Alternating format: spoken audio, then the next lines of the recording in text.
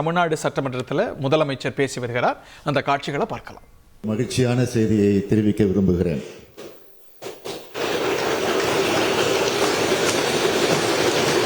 சற்று முன்பு வரலாற்று சிறப்புமிக்க தீர்ப்பை நமது தமிழ்நாடு அரசு பெற்றுள்ளது.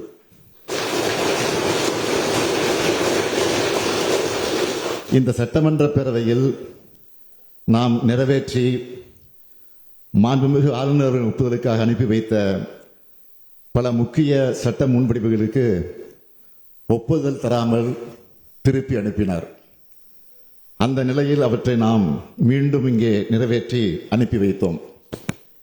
இரண்டாவது முறை சட்டமன்ற பேரவை நிறைவேற்றிய சட்ட முன்வடிவுகளுக்கு மாண்புமிகு ஆளுநர் அவர்கள் ஒப்புதல் அளித்தே ஆக வேண்டும் என்று அரசியல் சட்டம் வரையறுத்திருந்த போதிலும் இவற்றுக்கு ஒப்புதல் அளிக்காமல் ஆளுநர் அவர்கள் காலம் தாழ்த்தி வந்ததோடு அதற்கு தனக்கு அதிகாரம் இருப்பதாகவும் தெரிவித்து வந்தார்.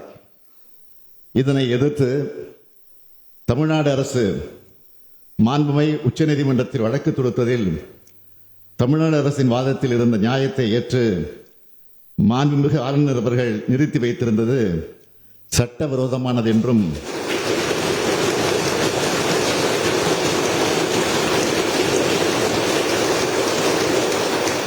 அந்த சட்ட முன்வடிவுகளுக்கும் ஆளுநர் அவர்கள் ஒப்புதல் அளிக்கப்பட்டதாக கருதப்பட வேண்டும் என்றும் தெரிவித்து வரலாற்று சிறப்புமிக்க தீர்ப்பினை இன்றைக்கு மாண்புமிகு உச்சநீதிமன்றம் வழங்கியுள்ளது. இந்த தீர்ப்பு தமிழ்நாட்டுக்கு மட்டுமின்றி இந்தியாவில் உள்ள அனைத்து மாநில அரசுகளுக்கும் கிடைத்த மாபெரும் வெற்றியாகும். இந்த தீர்ப்பு தமிழ்நாட்டுக்கு மட்டுமின்றி இந்தியாவில் உள்ள அனைத்து மாநில அரசுகளுக்கும் கிடைத்த மாபெரும் வெற்றியாகும். திராவிட முன்னேற்ற கழகத்தின் உயிர் கொள்கையான மாநில சுயாட்சி, மத்திய கூட்டாட்சி தத்துவம் ஆகியவற்றை நிலைநாட்டிட தமிழ்நாடு போராடியது. தமிழ்நாடு போராடும், தமிழ்நாடு வெல்லும்.